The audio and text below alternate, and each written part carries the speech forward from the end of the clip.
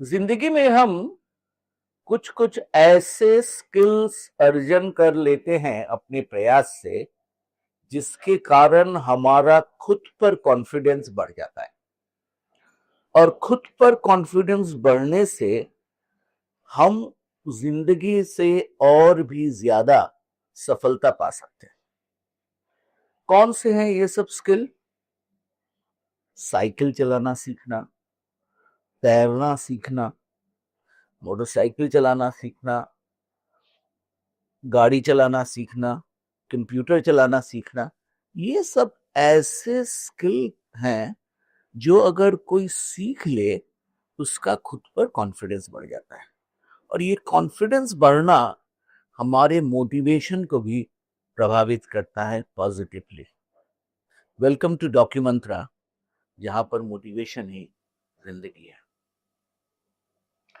आज मैं बात करूंगा साइकिल चलाने के सीख के बारे में। आप लोग जो ये वीडियो मेरा देख रहे हो, शायद ये सही होगा मेरा कहना कि हम में से जो भी साइकिल चलाना जानते हैं, अधिकतर लोगों ने बचपन में सीखा होगा। ऐसी बात नहीं है कि अगर आप अडल्ट हो गए तो आप साइकिल चलाना नहीं सीख सकते हो। मैं तो समझता हूँ वो और आसान होता है, क्योंकि आपके पैर लंबे हो जाते हैं और आप गिरने के डर से बच जाते हो। एक बार सोचिए, बचपन में कुछ बच्चों ने ऐसे सीखा साइकिल चलाना जहां पर दो पहियों के साथ दो स्टैंड वाला पहिया रहता था,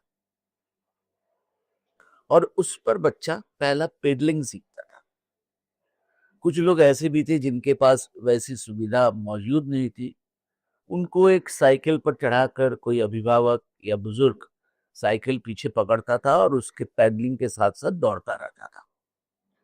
देखिए, ये जो पद्धति है ना, ये बहुत ही महत्वपूर्ण पद्धति है। क्योंकि जब आपको कोई भी चीज सीखना हो और सीखने में फेल करने का जो डर हो, वो अगर कोई अपने दिमाग से निकाल सके, तो सीखने का प्रयास और भी बेहतर हो जाता है, सीखना और भी आसान हो जाता है। ये जो पकड़े रहना या पहियों के जरिए केवल पेडलिंग सिखाना, ये इसलिए जरूरी होता है कि जो भी साइकिल चलाना सीख रहा है, वो पेडलिंग पे अगर अपना कॉन्फिडेंस बना ले, तब वो पेडलिंग करते वक्त उसको सोचना नहीं पड़ेगा, पेडलिंग आसानी से आ जाएगा। फिर एक समय आता है जब ये अभिभावक पीछे दौड़ते दौड़ते अचानक छोड़ देगा। कुछ दूर तक सीखने वाला आगे बढ़ जाएगा, क्योंकि इसी को फिजिक्स में मोमेंटम कहते हैं। क्योंकि पेडलिंग किया हुआ है, आगे बढ़ जाएगा। और ऐसा अक्सर होता है, कुछ दूर जाकर लड़खड़ा कर गिर भी जाएगा। ये लड़खड़ाना, ये गिरना, गिर कर उठना, ये सीखने के लिए बहुत आवश्यक है। क्योंकि अगर कोई भी सीख हम बहुत आसानी से सीख लेते हैं, तो फिर सीखने के बाद प्रयास, उसमें और हम बेहतर बनेंगे, उस पर हम ज्यादा नजर नहीं देते हैं, ज्यादा एफर्ट नहीं देते हैं। और फिर क्या होता है, कुछ दिन बाद हम भूल जाते हैं। जो लोग साइकिल की सवारी जानते हैं, शायद वर्षों तक आपने साइकिल नहीं चलाया होगा, परंतु एक बार आप साइकिल पर सवार हो गए तो आप अचानक ऑटोमेटिक चलाने लगोगे। तैरने के साथ भी यही तजुर्बा है। एक बार आपने तैरना सीख लिया, तो कभी भी आप पानी में उतरोगे तो आप बेसिक फ्लोट करना और तैरना कर पाओगे। तो ये स्किल्स जो सीखते हैं हम, इसमें से तीन चीजें बहुत इंपॉर्टेंट है सीखने वाले के मोटिवेशन के को बरकरार रखने के लिए। पहली सीख कि जो मैंने बताया पहले, जो सीख रहा है वो उसका डर निकाल दो दिमाग से। दूसरी सीख कि उसकी तब तक मदद करो जब तक वो कॉन्फिडेंस ना बना ले। और तीसरी सीख, ऐसा समय जब आएगा ही जब उनको उनसे आपको अपना सहारा निकाल लेना पड़ेगा ताकि वो खुद ब खुद सीख सके। एक और उदाहरण देता हूं, अंग्रेजी भाषा सीखने का मोटिवेशन। अगर आप देखिए, अधिकतर बच्चे या हम लोग जो कि बुजुर्ग हो चुके हैं, हमने अंग्रेजी भाषा सीखी है स्कूल में, एक सब्जेक्ट के तौर पर, एक विषय के तौर पर। अंग्रेजी शायद थोड़ा बहुत लिख भी लेते हैं, सही भी लिख सकते हैं, परंतु अंग्रेजी बोलने में हमें बहुत हिचकिचाहट होती है। हम बोलना चाहते हैं परंतु बोल नहीं पाते। ऐसा क्यों? ऐसा इसलिए होता है क्योंकि हमारे दिमाग में वो डर रहता है कि अगर मैंने गलत बोल दिया तो लोग क्या सोचेंगे, लोग हमारे पर हंसेंगे।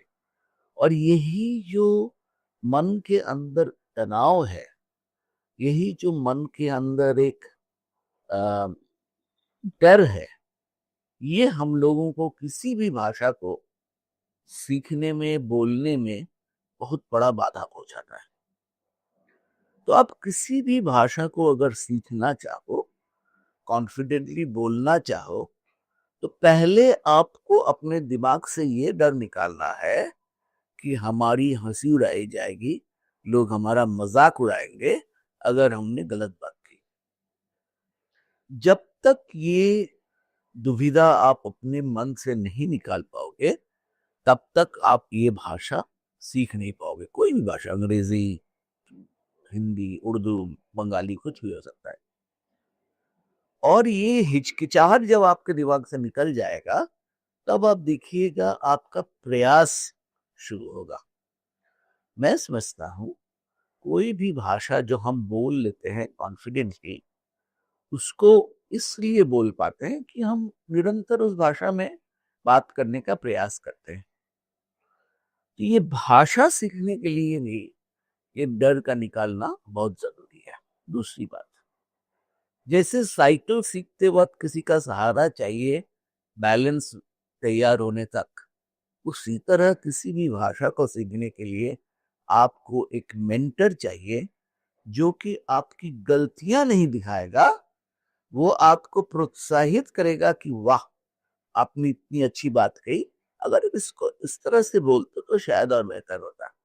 ये क्रिटिसिज्म नहीं है, ये सुझाव रहता है। और ये मेंटर ही कर सकता है जो कि आपको समझ सकेगा, समझकर आपको गाइड कर सकेगा, और सबसे बड़ी बात जो है, प्रोत्साहित कर पाएगा। तीसरा कदम जो है वो साइकिल का जो छोड़ देना सहारे के लिए, वो बहुत जरूरी है। आपको ऐसे महफिल में, ऐसे लोगों के बीच अपनी भाषा में बात करना है जो कि आप सीख रहे हो, जहां पर आप बोल सकोगे, बोल पाओगे, तो आपका कॉन्फिडेंस बढ़ेगा। एक आध बार ऐसा होगा जरूर कि आप शब्दों के लिए अटक जाओगे, आप बीच में उस भाषा को छोड़कर जिस भाषा में आप कंफर्टेबल हो उसमें आप बात कर लोगे। ये एक सीखने का मेथड है, इसमें कोई गलती नहीं है, इसमें कोई शर्म वाली बात नहीं है। और मैं समझता हूं जिस दिन आप, जो भाषा आपको लगता है कि आपकी जिंदगी में कामयाबी दे सकता है, वो भाषा जिस दिन सीख जाओगे, उस दिन आपको अपने आप पर कॉन्फिडेंस बढ़ जाएगा और आपको जिंदगी से और पाने का एक नया जुनून मिलेगा, एक मोटिवेशन मिलेगा। और यही हमारा प्रयास है कि आपसे जो हम ये बातचीत करते हैं, इससे शायद आपको ये फायदा हो, ये समझ हो कि मोटिवेशन ही जिंदगी है।